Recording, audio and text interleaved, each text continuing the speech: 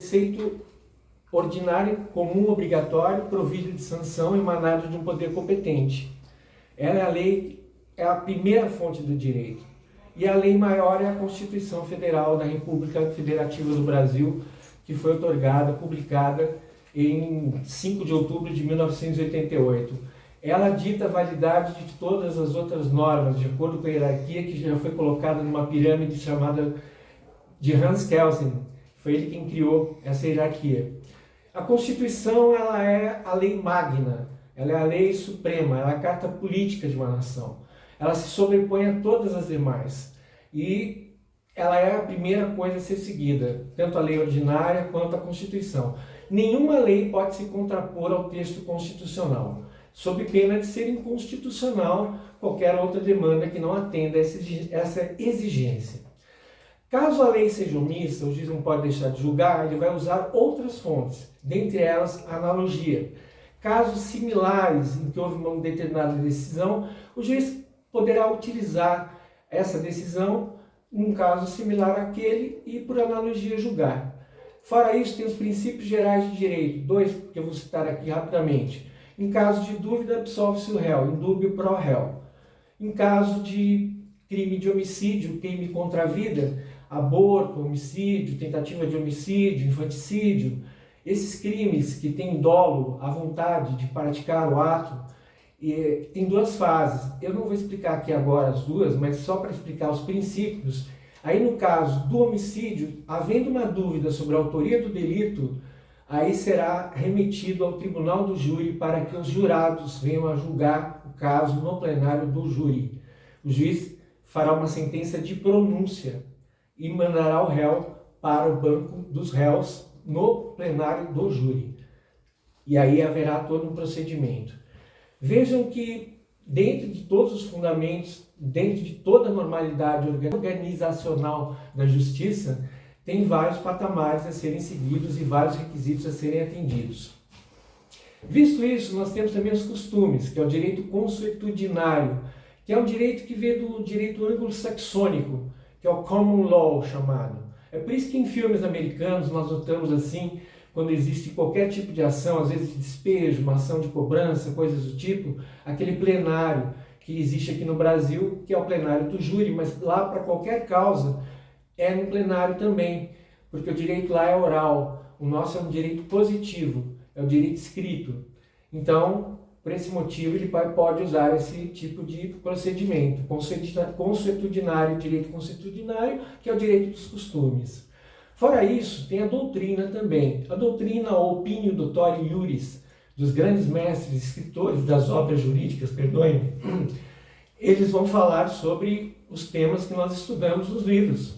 É onde nós vamos estudar os institutos, nós vamos estudar toda a programática jurídica, para poder entendermos cada instituto que nós vamos estudar. Depois disso, temos a jurisprudência. A jurisprudência nada mais é que o conjunto reiterado das decisões dos tribunais superiores.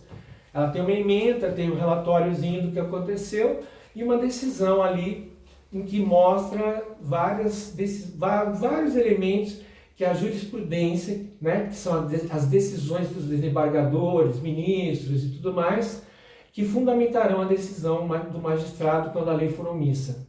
Então ele tem essas fontes todas para atender. Se não forem atendidas as condições todas que eu coloquei, pode haver uma nulidade.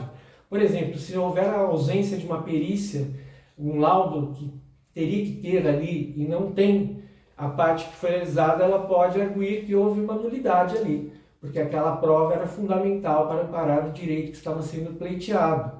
E aí a nulidade ela pode ser relativa, se ela puder ser corrigida, como pode ser também absoluta. E aí o processo simplesmente é extinto, sem julgamento do mérito, uma nulidade absoluta, não há o que fazer. Quanto aos recursos, eles podem ser de várias naturezas, dependendo da vara onde caiu o processo. Por exemplo, se for na vara civil, no procedimento comum, vai para o Tribunal de Justiça. Depois disso, se ainda assim a decisão se mantiver de acordo com a primeira instância, vai-se para o Superior Tribunal de Justiça. Depois para o Supremo Tribunal Federal, em última instância, que é a corte mais elevada do país. é a guardiã da Constituição. É ela que vai verificar a constitucionalidade de tudo que aconteceu e vai dizer a última palavra. E quando acontece isso, existe o trânsito em julgado da sentença. E aí não cabe mais nenhum recurso. E o processo finda-se ali. Isso é muito importante.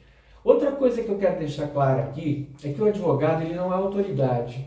O promotor é autoridade, o juiz é autoridade, mas o advogado não. Mas o advogado tem prerrogativas que estão lá expostas na Lei 8.906 de 1994, que estatuiu o Estatuto da Ordem dos Advogados do Brasil. Então, o advogado ele tem que pedir a palavra pela ordem toda vez que houver qualquer transgressão a qualquer legislação ali. Ele não deve se intimidar com ninguém nem com nada. Não há hierarquia entre promotor, juiz e advogado, devendo-se todos respeitarem mutuamente, de acordo com o artigo 6º da lei que eu acabei de citar. Então, como eu estou dirigindo isso aos estudantes de direito, mais àqueles que operarão o direito, é bom que saibam que eles têm que ter coragem para fazer valer as suas prerrogativas. Porque senão, se eles se calarem, por exemplo, pode haver uma preclusão. Por exemplo, numa audiência, o juiz diz que você está com a palavra.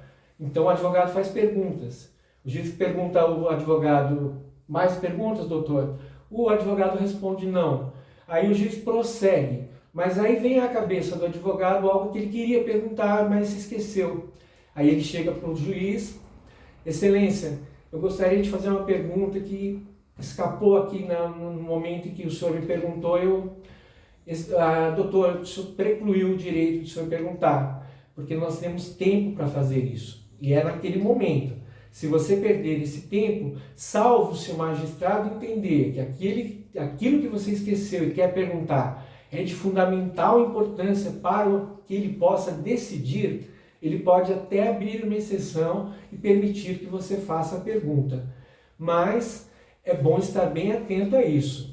E qualquer coisa que seja dita que vinha ferir o ordenamento jurídico, o advogado deve se manifestar de pronto, de cara, de início ele já deve colocar ali, tem que se manifestar e não tem que se preocupar em desagradar ou agradar quem quer que seja. Ele está fazendo o trabalho dele, exigindo respeito e respeitando, obviamente, as autoridades que ali estão, certo?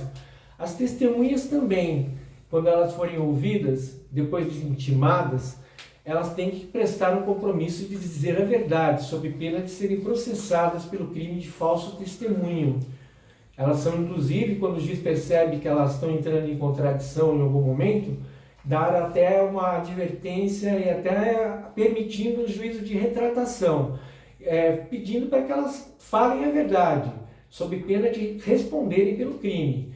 E aí algumas delas voltam atrás e resolvem falar aquilo que realmente aconteceu, porque temem que sejam processadas ali mesmo, comecem já a sofrer as agruras que causam todos os problemas judiciais advindos dessa conduta. Como vocês podem ver, o direito é muito complexo. Tem muitas coisas no direito que têm que ser estudadas minuciosamente e não são todas que nós conseguimos abarcar. E é necessário que nós estudemos frequentemente, porque a vigência e o prazo da lei são duas coisas fundamentais. Porque pode haver a prescrição, pode haver a decadência, as duas se diferenciam porque uma se interrompe e a outra não. Por exemplo, num crime contra a honra, o indivíduo, sabendo a autoria do fato, ele tem 6 meses para representar, sob pena de não fazendo decair o direito, houver a decadência. O direito existe, ele foi injuriado, mas ele não pode mais fazer nada, porque durante o prazo de 6 meses ele se manteve inerte. E aí decadência não se interrompe. A prescrição pode se interromper dependendo do momento, mas tendo um prazo para ingressar com uma ação, você não pode deixar passar o prazo, porque senão depois você não pode mais pleiteá-lo, não pode mais pedir ao judiciário que faça justiça. Outra coisa, a justiça às vezes tem descrédito. Por quê? Porque a lei não é capaz de prever tudo, nós vivemos num mundo em que não dá para prever os fatos concretos que acontecem no dia a dia, então o juiz às vezes terá que socorrer dessas fontes que eu citei Mas, claro, sempre qualquer decisão judicial tem que ser fundamentada